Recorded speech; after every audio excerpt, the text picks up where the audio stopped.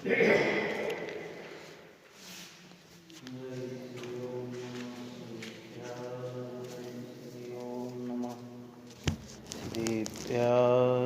श्री ओम नमः श्रीभ्यां। ओम जय जय जय नमस्तु नमस्तु नमस्तु। मंगलम भगवान वीरो मंगलम गौतमो गणी मंगलम कुंद कुंदाद्य जैनधर्मोस्तु मंगलम।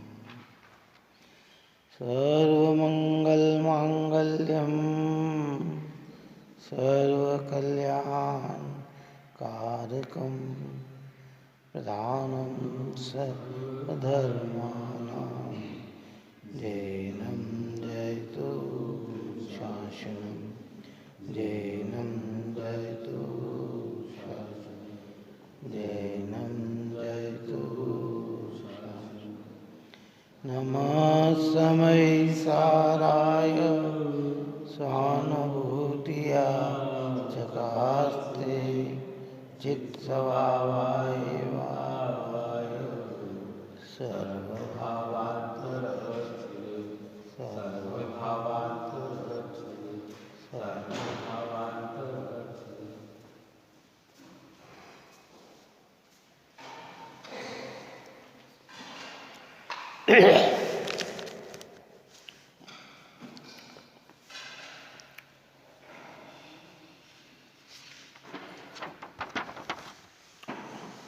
कलश अपना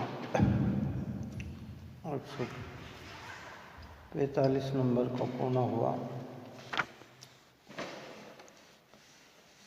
ऊपर की गाथा में आचार्य भगवंत ने ये बात कही थी कि जो धर्मी सम्यक दृष्टि जीव होते हैं वे अपने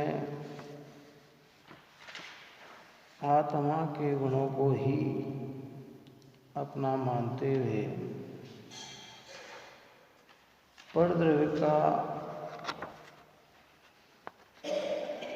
परद्रव्य को अपना नहीं मानते हैं। इसलिए ज्ञानी के परद्रव्य की इच्छा नहीं होती।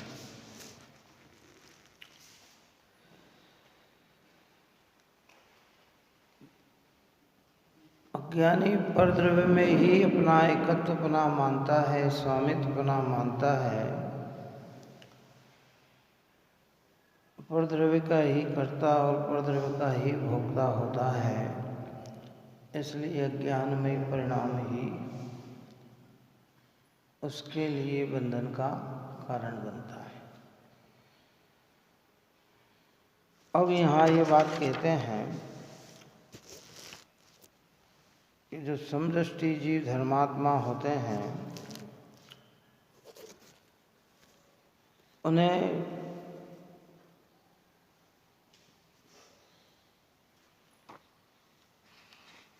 धर्म का भी परिग्रह नहीं है। धर्म अर्थात पुण्य भाव।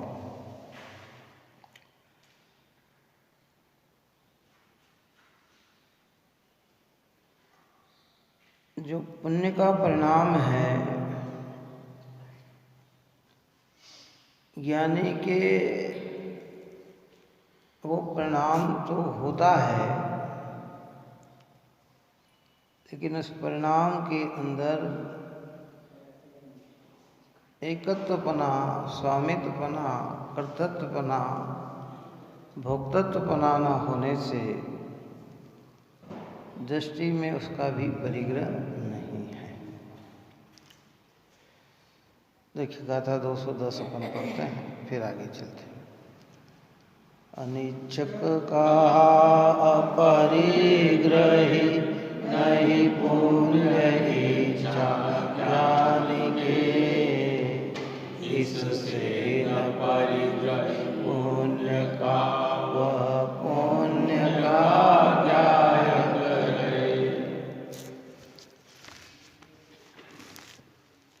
अनिच्छुक कहा अपरिग्रही, नहीं पुण्य इच्छा ज्ञानी के। इच्छा को परिग्रह कहा और अनिच्छुक को अपरिग्रही कहा। क्या कहा? इच्छा चाहा यानी कि तो एक की ही चाह है, जो ऊपर गाथा में अपन ने 206 में कहा है। ज्ञान का ही रुचिवंत हो, ज्ञान में ही संतुष्ट हो, ज्ञान में ही तृप्त हो, नियम से उत्तम सौख्य की प्राप्ति होगी। ज्ञानी को तो एक ज्ञान में ही मग्न रहने का भाव होता है ना। तो कि अनिच्छक अभिप्राय में अपने चैतन्य के अलावा ज्ञानी किसी भी परद्रव्य को नहीं चाहता है। जैसे हम भगवान के सामने कहते हैं कि हे भगवंत, मुझे तो आपके चरण, आपके दर्शन के अलावा कुछ भी नहीं चाहिए। क्या कहते हैं? वास्तविक भक्ति तो वही है कि जिसमें परमात्मा के अलावा किसी अन्य की इच्छा न हो।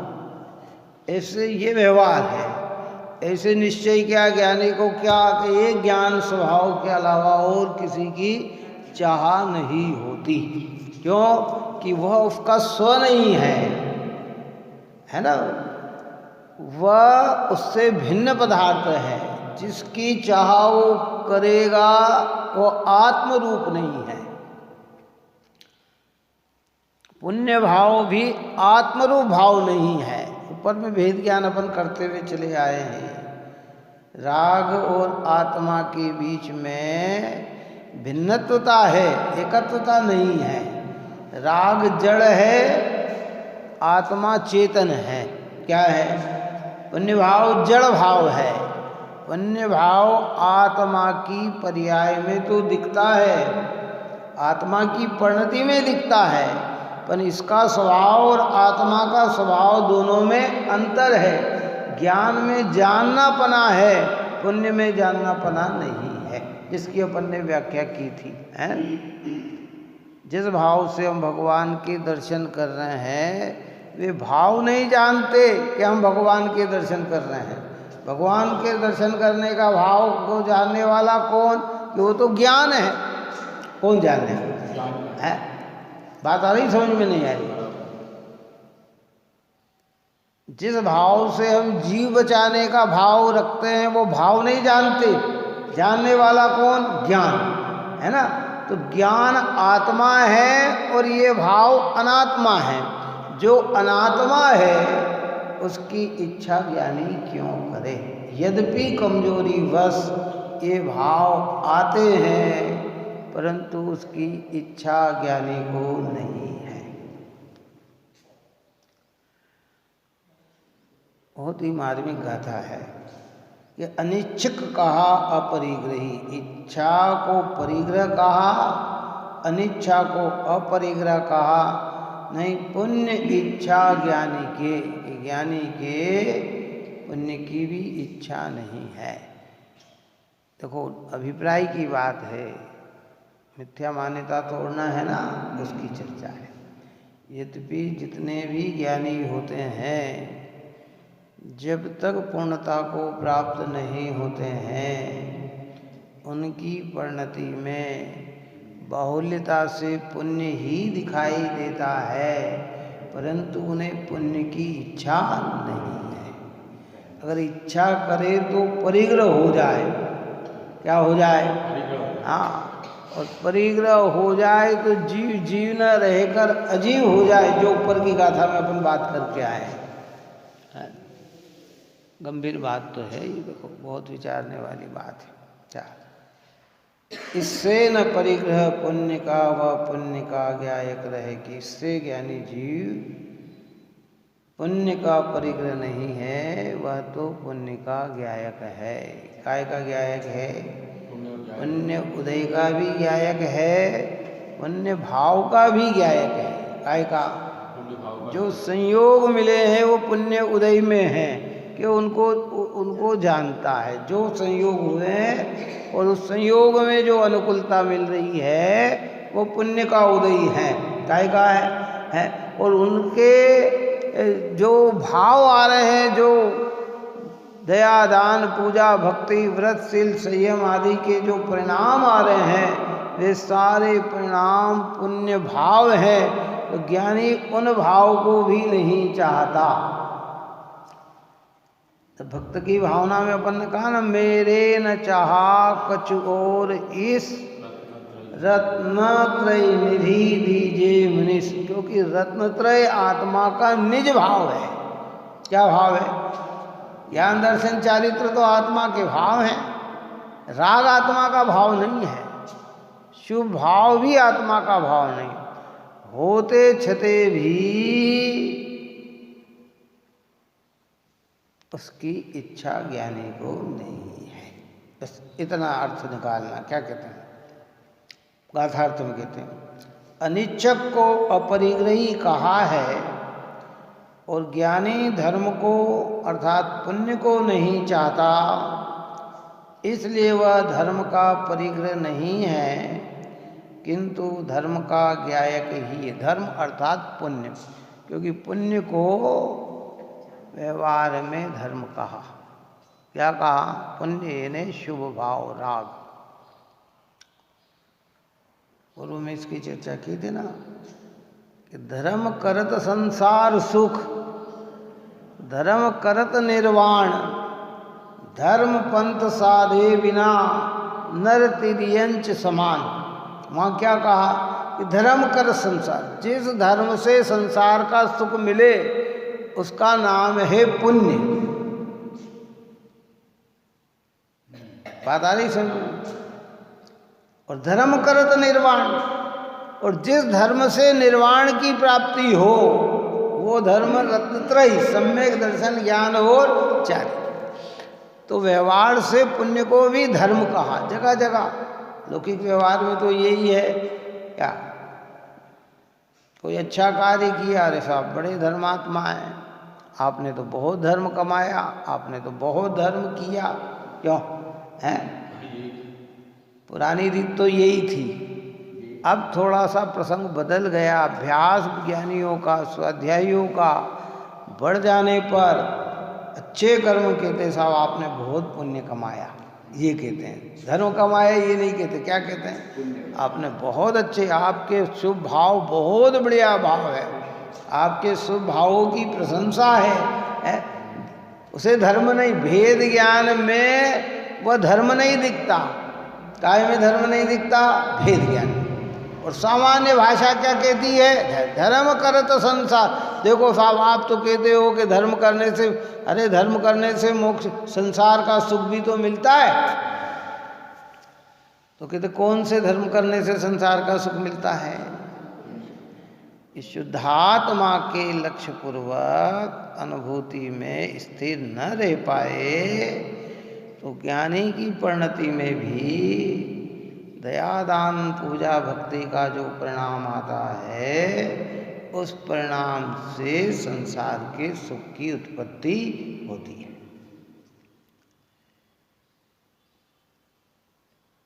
और जिसमें अपने में ठहर जाए उससे क्या उत्पन्न होता है कि उससे मोक्ष उत्पन्न होता है। निर्जरा अधिकार में शुभ भावों से निर्जरा नहीं होती, शुद्ध भावों से निर्जरा होती है। शुभ का लेवल कितना ही बढ़ जाए बंधन ही होगा, शुद्धता का लेवल थोड़ा सा भी हो निर्जरा ही होगी। आया अंतर समझ में? आया नहीं आया? शुभ भाव सारे जगत के जीवों में हो सकते हैं, शुद्ध भाव ज्ञानियों में ही होते हैं। इसमें शुभ भाव तो बहुत जगह, हर मनुष्य के अंदर कुछ न कुछ अंशों में दया का भाव तो आ ही जाता है। बहुत क्रूरता हो फिर भी कुछ दया का परिणाम आ सकता है। और यहाँ कुछ समय नहीं आए तो बाद में आ सकता है? लेकिन शुद्ध भाव की उत्पत्ति तो ज्ञानियों को ही होती है, भेद ज्ञान के बल पर ही होती है। इसलिए ज्ञानियों से अपने हृदय से पूछा जाए कि आपको क्या चाहिए। देखो, बिना छल लांग लपेट रहित व्यवहार में हम कहते नहीं हमें तो कुछ नहीं चाहिए और चाहिए, ऐसा नहीं। वास्तविकता में ज्ञानियों के हृदय से पूछा जाए तो कहते नहीं कुछ नहीं है, एक मेरे स्वभाव में मैं रह जाऊं, अपने में ही लीन हो जाऊं, सारे विकल्प टूट जाए, मुझे और कुछ नहीं चाहिए।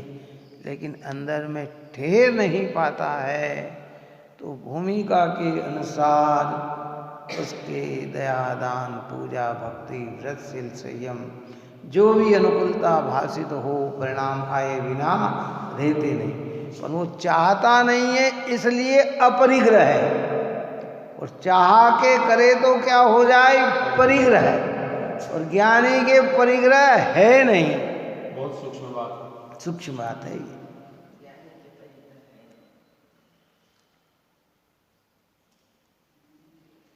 अरे बात, हमें तो भीतर से ही आत्मा में रुचित्वपना नहीं है, आत्मा में संतुष्ट बना नहीं है, आत्मा में तृप्तपना नहीं है। हम इसलिए पूरी भार से अपनी पूर्ति करना चाहते हैं। ज्ञानी को अपने में ही रुचिवंतता है, संतुष्टता है, तृप्तता है, तो वह अपने में रहना चाहता है पर रह नहीं पाता है। इसलिए पुण्य भाव तो होता है, पर पुण्य का परिग्रह ज्ञानियों को नहीं है, दृष्टि की अपेक्षा, है ना।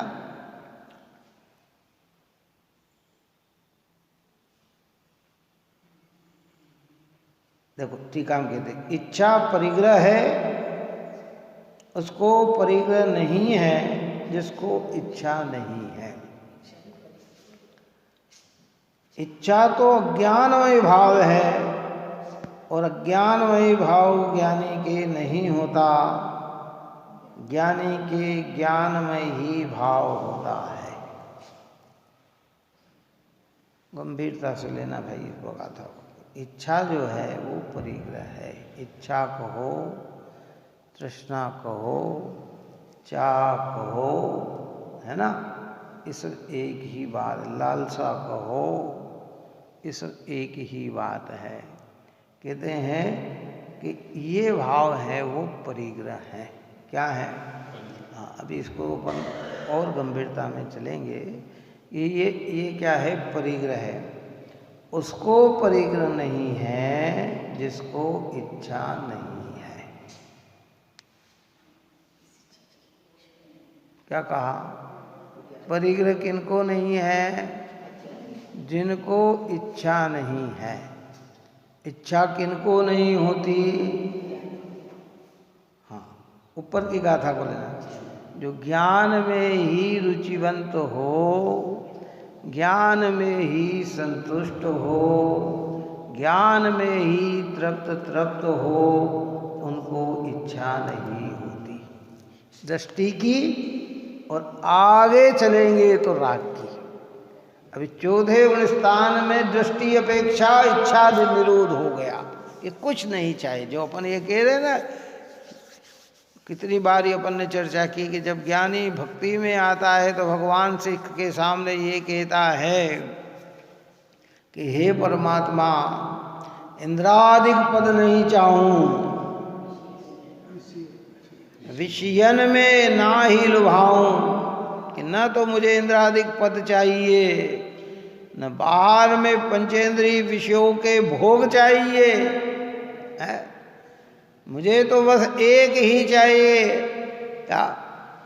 कि रागादिक दोष हरीजे और परमात्म निज पद दीजिए। भगवान में आपकी भक्ति कर रहा हूँ, आपके दर्शन पूजन में आया हूँ, आपकी निकटता में आया हूँ, तो मेरी इच्छा में ये सब मुझे नहीं चाहिए। मेरी इच्छा तो बस मात्र एक ही है कि कि जो मेरे भीतर राग देश काम क्रोध आदि पाप आदि पुण्य आदि के जो परिणाम हैं ये सब परिणाम हरण हो जाए और जो मेरा परमात्म पद है वह मुझे मिल जाए। वो दृष्टि फिर भी ज्ञानी की क्या होता है?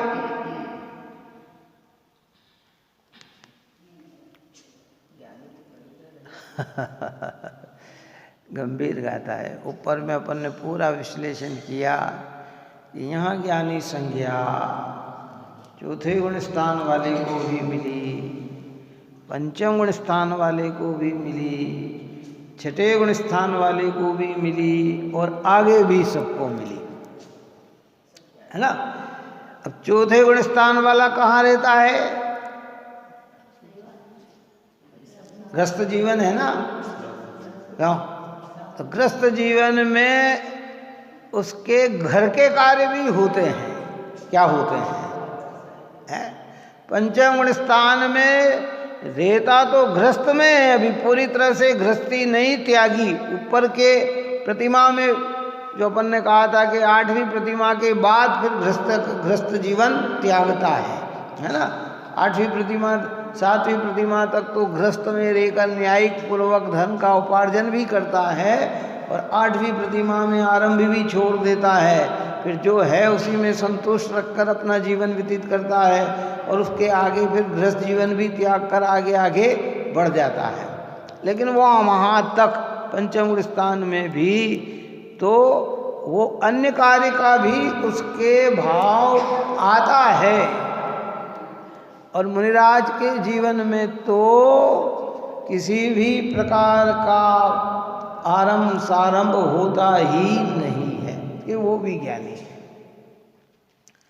अब मुनिराज के शुभ भाव आएंगे कि नहीं आएंगे?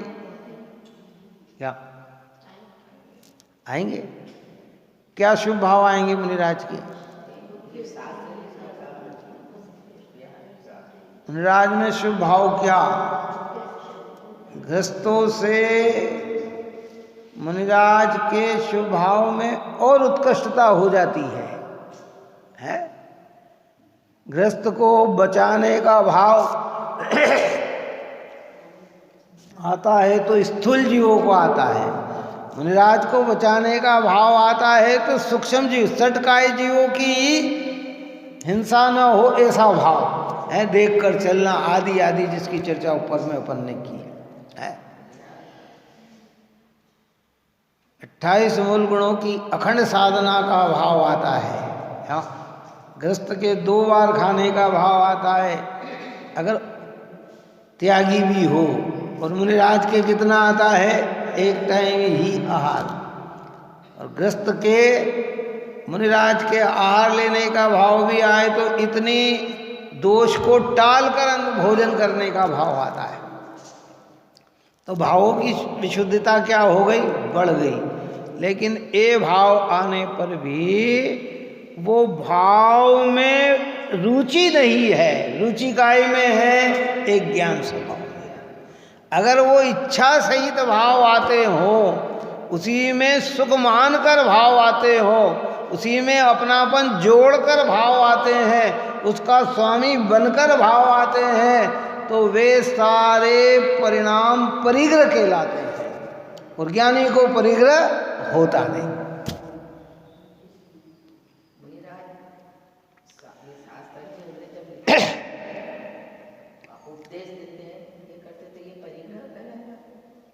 ये भाव तो आए हैं, ये शुभ भाव हैं, पर इस शुभ भाव में एकत्वपना का भाव नहीं है, इसलिए परिग्रह नहीं है। राग तो है, अभी अपना इसलिए कहा ना, अभी इसमें बहुत कुछ विचारने की बात है। अभी यहाँ दृष्टि की मुख्यता की चर्चा कर रहे हैं। इसके तो ना परिग्रह 24 भेद त्याग करे मुनिराज की, तृष्णा भाव छेद घटती जान घटाइए, कि 24 प्रकार के परिग्रह का त्याग मुनिराज के होता है। उस 24 प्रकार के परिग्रह का नाम पूछा जाए कि चलो नाम बताओ।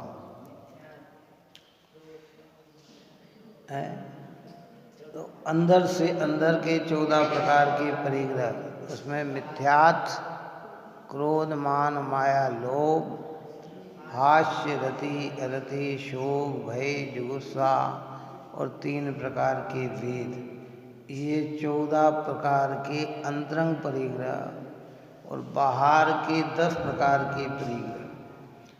10 प्रकार के परिग्रह तो बाहर से छूटते हुए मुनिराज को दिखते हैं। कौन सा है ना?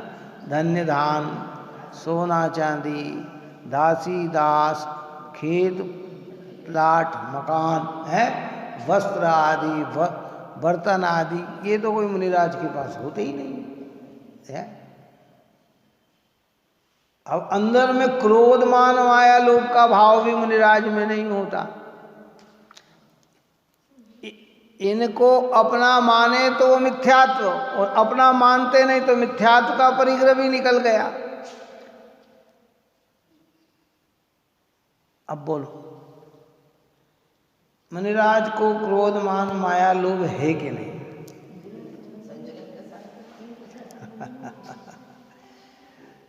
तो यहां तो कह रहे कि 14 प्रकार के परिग्रह है ही नहीं, अंतरंग परिग्रह ही नहीं है। और हम कह रहे हैं कि उन्हें संजलन का है। संजलन में भी परिणति राग रूप वर्तती है। क्या, किस रूप वर्तती है? संक्लेश भाव नहीं है उनके अंदर, द्वेष भाव नहीं है उनके अंदर, दुर्भावना का भाव नहीं है, कारुण्य भाव है। पर उस कारुण्य भाव को अपना माने तो मिथ्यात्व, और वो अपने से भिन्न मानते, उसको चाहते नहीं है पर रह नहीं पाते हैं, तो क्या करें? बोलो क्या करें?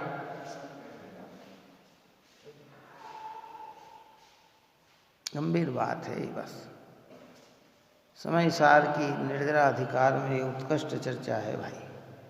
इसलिए स्थूल दृष्टि से कहते हैं कि मुनिराज अंतरंग बहिरंग परिग्रह से रहित, चाहते नहीं। किसको चाहते हैं वो? एक अभिप्राय,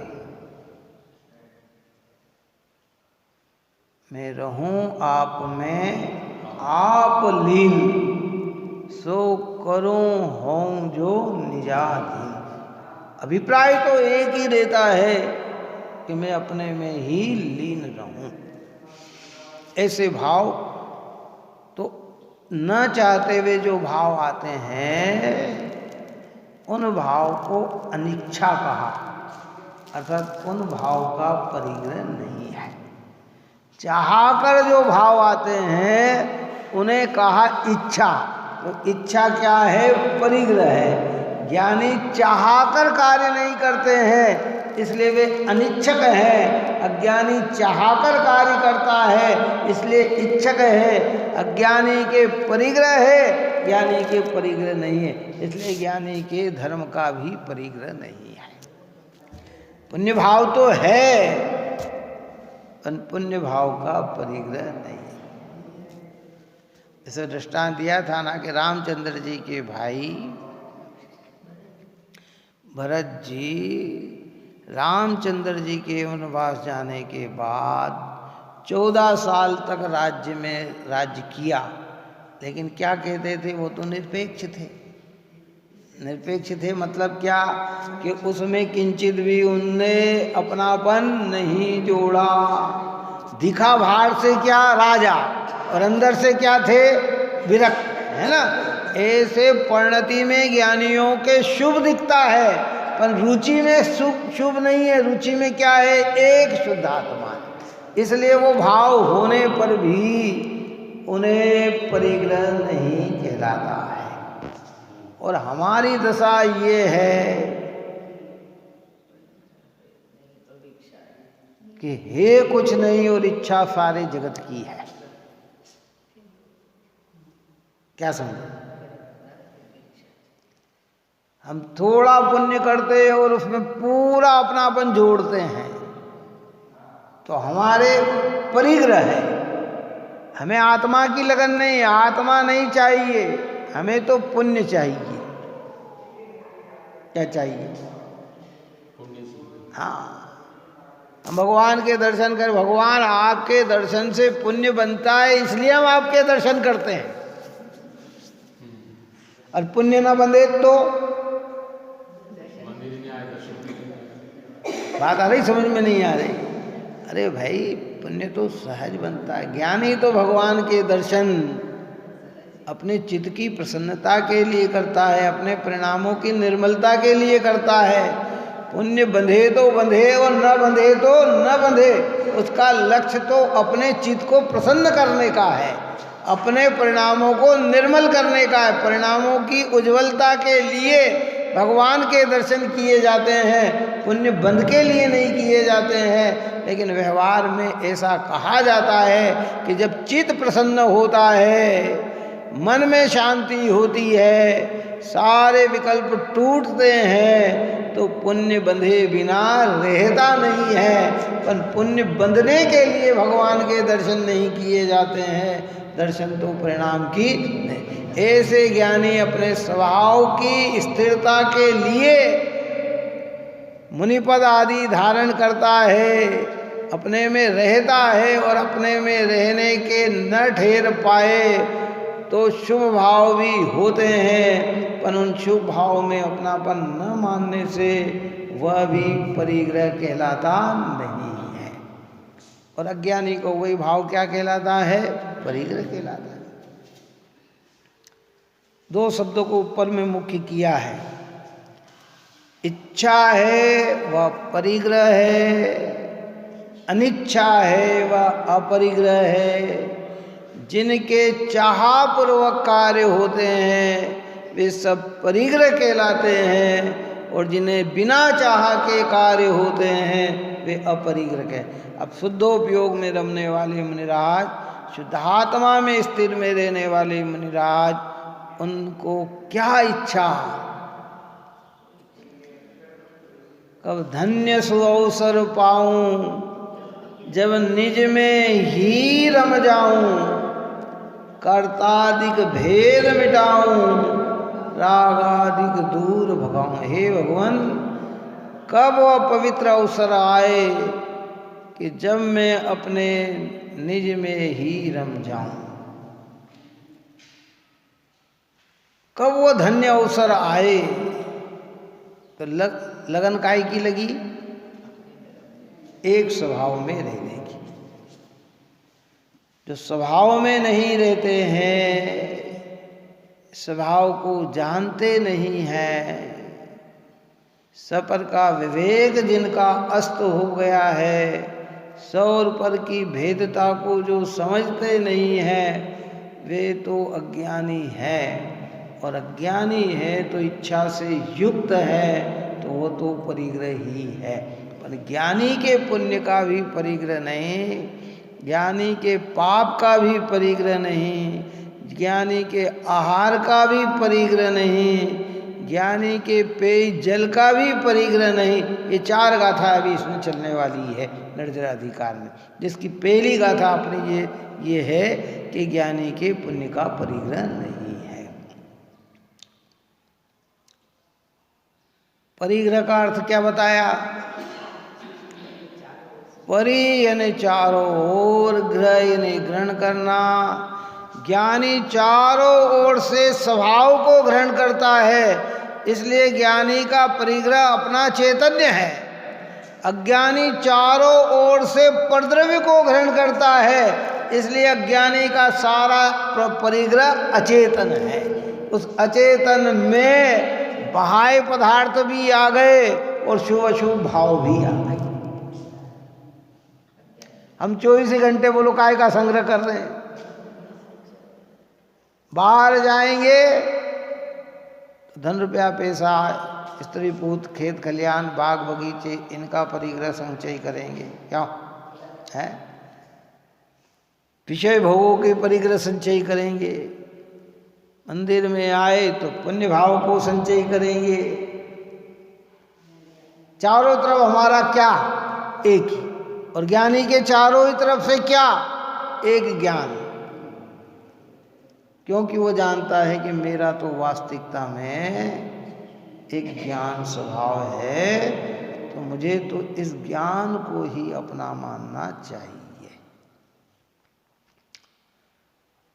इस गाथा में बहुत गंभीरता है, ये चाहने वाली गाथा है ना, क्योंकि प्रकरण चल रहा निर्जरा अधिकार का, और निर्जरा अधिकार निर्जरा उन्हीं को होती है जो ज्ञानी होते हैं, सम्यक दृष्टि होते हैं, सम्यक दर्शन पूर्वक पंचम गुण स्थान प्राप्त करते हैं, मुनिपना प्राप्त करते हैं, और एक एक गुण स्थान बढ़ने पर निर्जरा अधिक अधिक होना चालू हो जाती है। क्या होना चालू?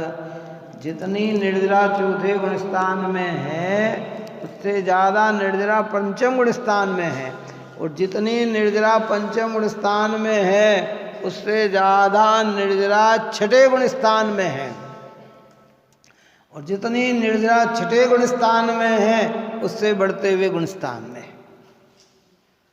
दृष्टांत दिया था ना कि पंचम गुण स्थान का श्रावक सामायिक में बैठा हो और छठे गुण स्थान का मुनि आहार की चर्या कर रहा हो, तो भी निर्जरा उनको अधिक है, बंध उनको कम है, यहाँ बंधन अधिक है, निर्जरा कम है।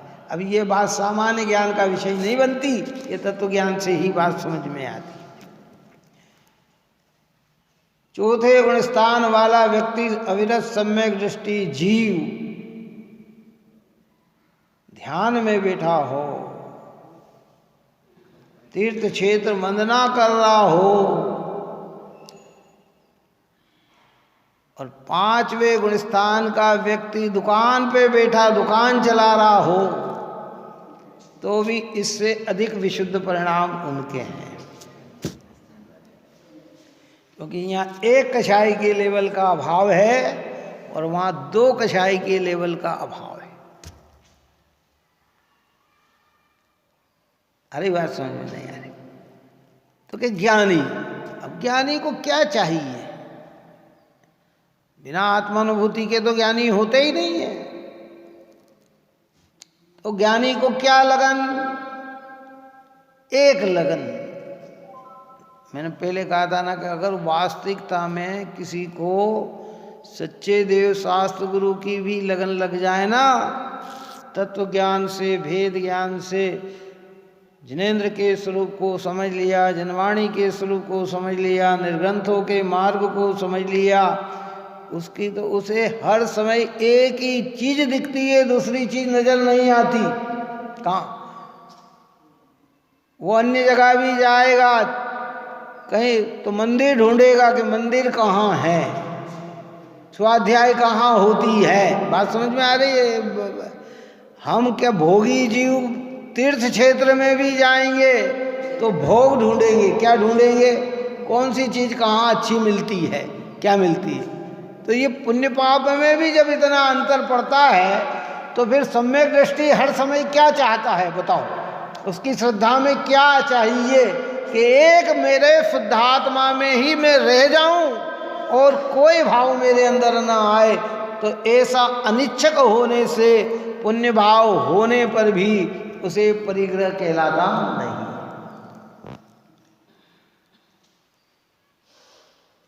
क्या करे भाई, अद्भुत चीज है। इसलिए तो गुरुदेव श्री ने इस महान ग्रंथादि राज को अपनी सभा में 19 बार चलाया कि कैसे भी करके ये बात इस जीव के हृदय में बैठ जानी चाहिए कि इच्छा है वो परिग्रह है, अनिच्छक है वह अपरिग्रह है।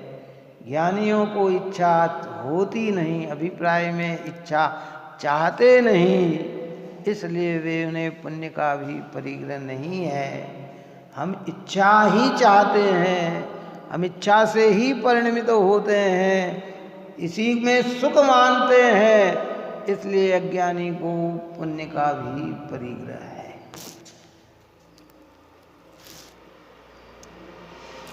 सप्य पर का विवेक जिसे है वह ज्ञानी, और पर का विवेक जिसे न है वह अज्ञानी।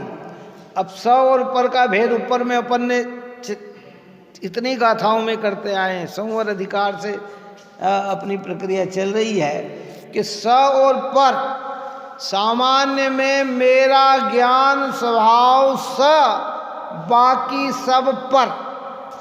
अब उस पर का भेद किया जाए तो कितना भेद आएगा। मैंने क्या कहा, कल दृष्टांत दिया था ना कि कश्मीर से कन्याकुमारी तक भारत एक, ये भारत हमारा, बाकी सब पराया।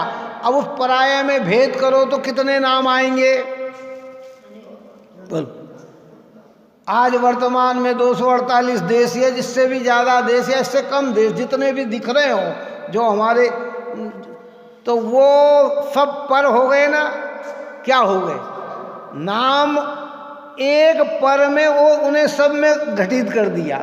एक भारत के अंदर इतने प्रदेश, इतने जिले, इतनी तहसील, इतनी ग्राम पंचायत, इतनी नगर पालिका, ये सब हैं। इतने भेद होने पर भी ये सब एक है।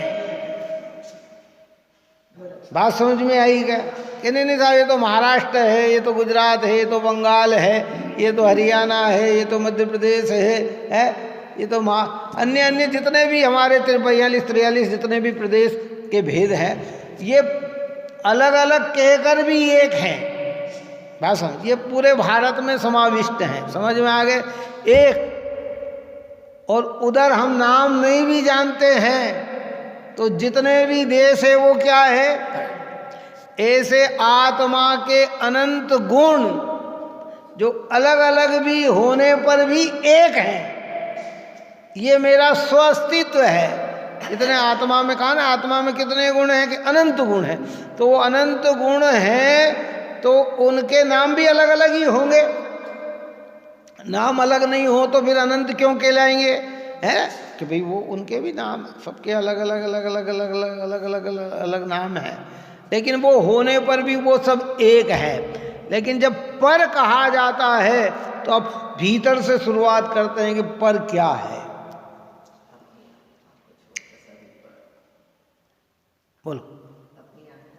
हाँ, पर अपनी आत्मा को छोड़ के सब पर आ गए, पर अब पर का नाम ले तो हमारे 29 बोल ऊपर में चले थे। कितने चले थे? वर्णादिक से लेकर रागादिक पर्यंत तक, जिसमें सारी चर्चा आचार्य भगवंत ने की थी। भीतर से चले तो ये राग का परिणाम। जब राग को भिन्न कहा तो संपूर्ण कषाय भाव उसमें पर आ गए। जब राग पर है तो संपूर्ण कषाय पर है। पुण्य पाप का भाव ये सब पर है।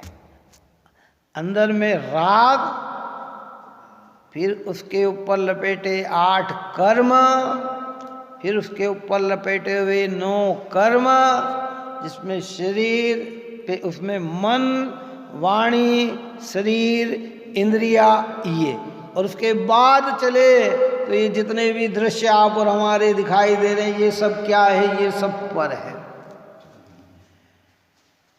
अब ज्ञानी को काई की इच्छा है? एक स्व की इच्छा है। जो मेरे गुण है वह मैं हूं, बाकी सब क्या है? पर है। अब बोलो कौन सा परिग्रह हुआ ज्ञानी को? अज्ञानी को अपना आत्मा नजर नहीं आया तो सब चाह रहे हैं, तो उसको सब इच्छाएं हैं, तो उसको क्या परिग्रह हुआ कि सबका परिग्रह हो गया। इसलिए ऊपर की बहुत सारी गाथा निकल चुकी। इसलिए तो कहा कि द्रव्यलिंगी बाहर में तिल तुस मात्र नहीं है, फिर भी सब परिग्रह है।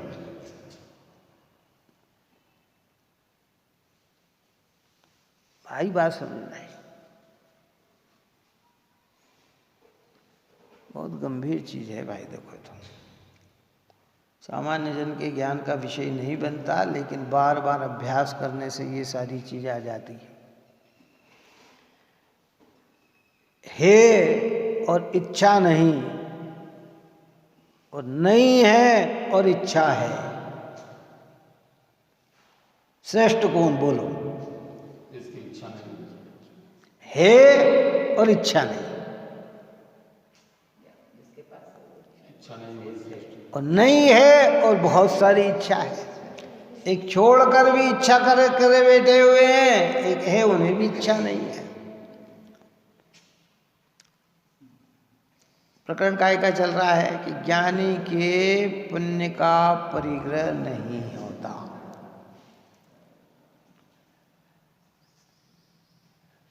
बहुत गंभीर, कई दिनों का इसमें चिंतन चाहिए, मनन चाहिए, घोलन चाहिए।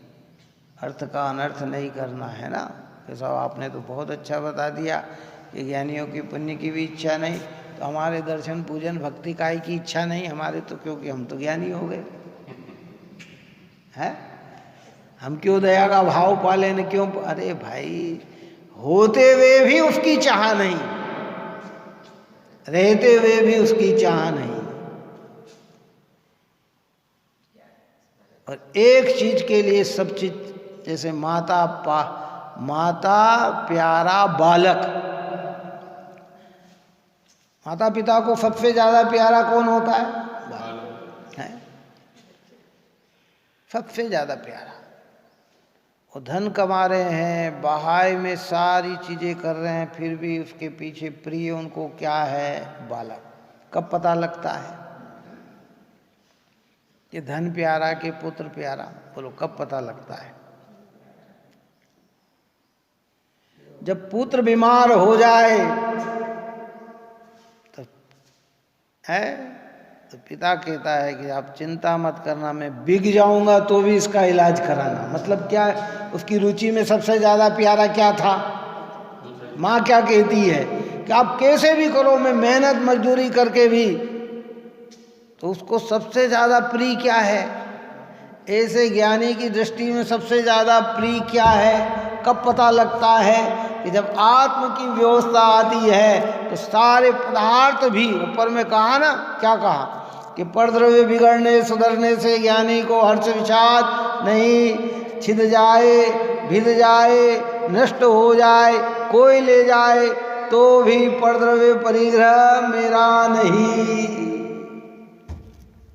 एक आत्मा के सामने सारी चीज पराई, सब भिन्न, सब भिन्न, सब भिन्न। और उत्कर्ष दशा में मुनिराज का जीवन दिखता है। कितना मुनिराज के जो नियम है, जो व्रत है, जो संयम है, जो मर्यादा ले चुके हैं, अनेक कष्ट आने पर भी वे अपने उस नियम से भ्रष्ट नहीं होते।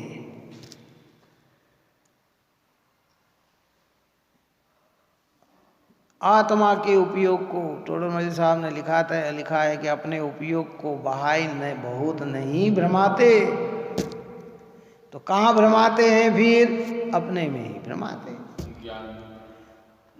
इसलिए दृष्टि में एक हर समय, मेरा तो चैतन्य के अलावा और कुछ भी नहीं है, एक उपयोग ही मेरा है। उसी की रुचिवंतता बने, उसी में संतुष्टता आए, उसी में तृप्त हो, तो मिथ्यात्व नाम का परिग्रह निकल जाए। और फिर धीरे धीरे पुण्य का परिग्रह भी। पुण्य होना अलग और पुण्य को अपना मानना अलग। भेद ज्ञान में क्या सीखना है? पराई। अभी जैसे शरीर है, अब इसको कौन नकार सकता है? कोई नकार सकता है कि शरीर नहीं है, है? पर इसको अपना माने कि न माने, ये किसके हाथ में है? बोलो, ये अपने हाथ में है ना। अगर मानेंगे तो अज्ञान और ना मानेंगे तो ज्ञान है। तो कहने साहब, आत्मा को आत्मा मानने के लिए शरीर भी छूटना चाहिए कि ऐसा नहीं है। जब तक पूर्णता की प्राप्ति नहीं होगी तब तक शरीर भी रहेगा, संयोग भी रहेंगे, लेकिन इसमें किसी में अपनापन नहीं रहेगा। जब तक पूर्णता की प्राप्ति न होगी, शुभ भाव भी रहेगा, लेकिन शुभ की रुचि नहीं होगी तो परिग्रह भी नहीं रहेगा।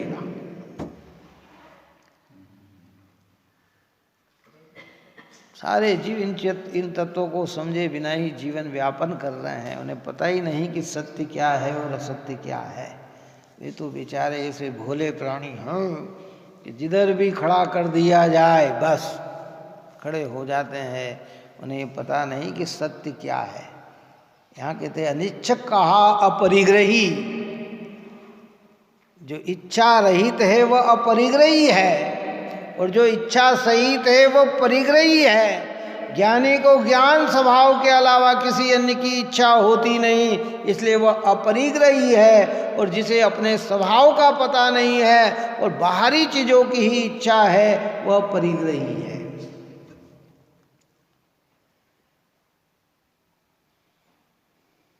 इसलिए एक से लगन, एक की रुचि, अपने को अपने चैतन्य की रुचि। मेरा ज्ञायक भाव चिदात्मक स्वरूप है, चैतन्य स्वरूप है।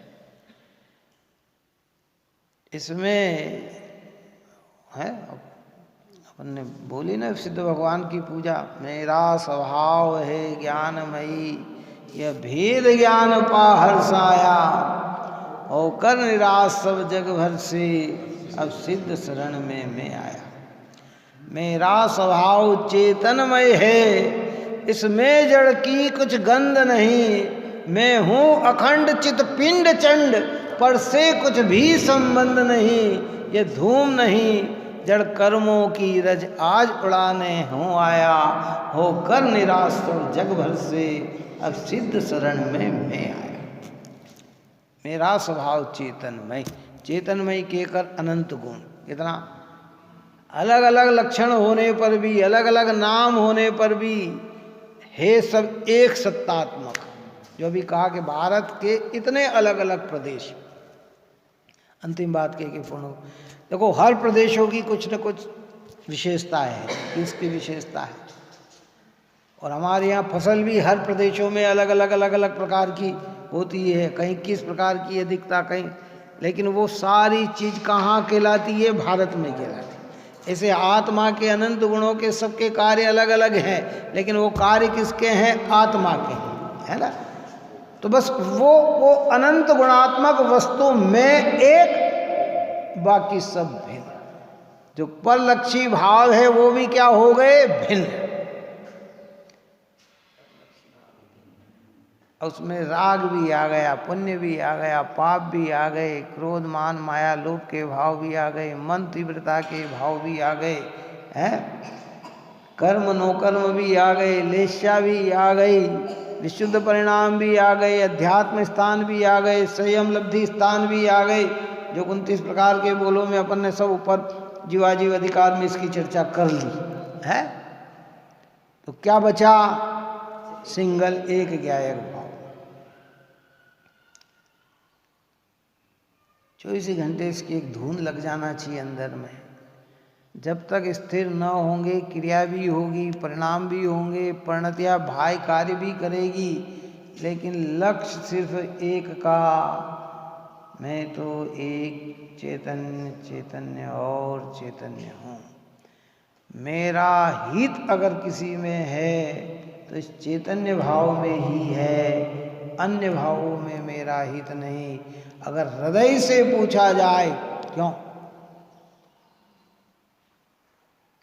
हृदय से पूछा जाए तो कहते चैतन्य के अलावा कुछ नहीं चाहिए। क्यों? हृदय से पूछा जाए।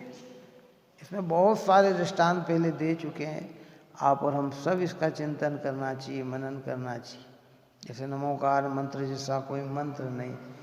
अगर कोई कहे कि तुम्हें मंत्र बोलना, तो बोलो सबसे पहले कौन सा मंत्र मुंह से निकलेगा? निकलेगा कोई है? कोई नहीं। इसकी लगन लग गई तो क्या निकलेगा? सोते बैठते उठते नहाते धोते खाते पीते क्या क्या क्या मुख से निकलेगा? नमो ओरियंताणम, नमो सिद्धाणम, नमो आयर्याणम, नमो उज्जैनम, नमो लोई सोसा। यही पंच परमेष्टि की लगन, देव शास्त्र गुरु की लगन है। कौन सा कि नहीं, इसके अलावा कुछ। ऐसे भीतर में आत्मा की लगन लग जाए तो मुख से क्या निकलेगा? बोलो क्या निकलेगा? मैं तो एक चैतन्य मात्र।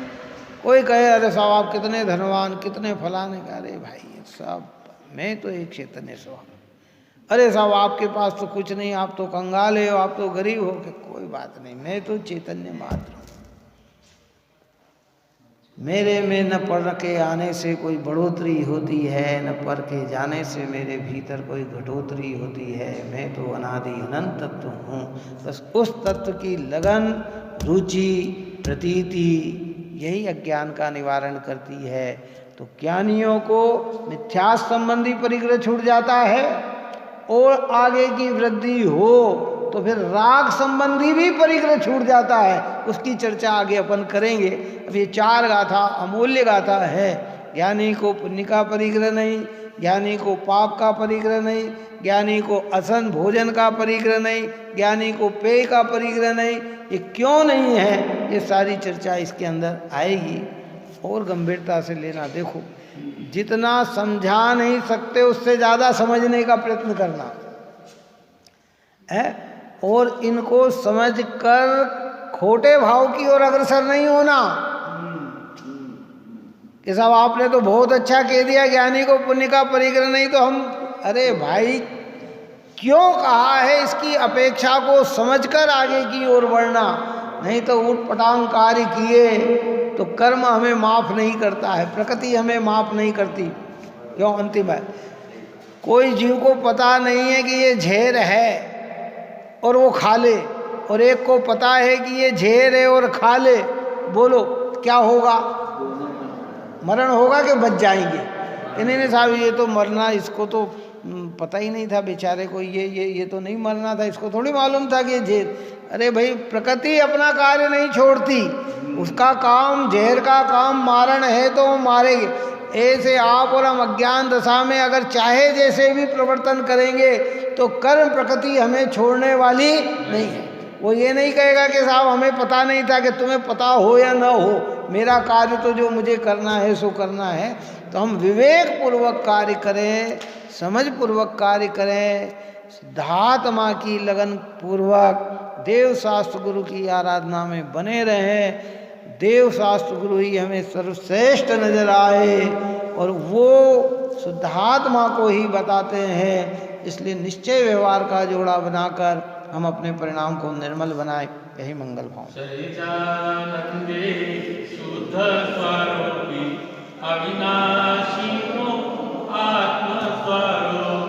सहजानंदे शुद्ध स्वरूपी अविनाशी आत्मस्वरूप। सहजानंदे शुद्ध स्वरूपी अविनाशी आत्मस्वरूप।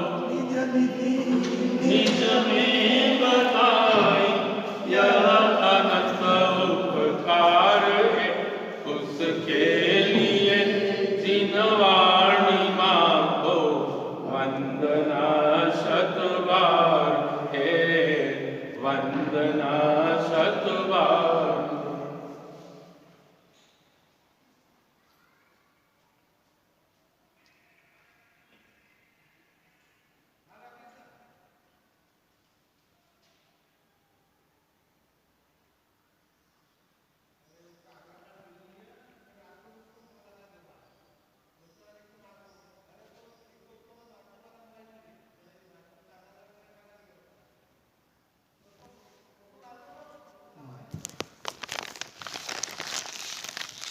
या वाणी के ज्ञान से सूझे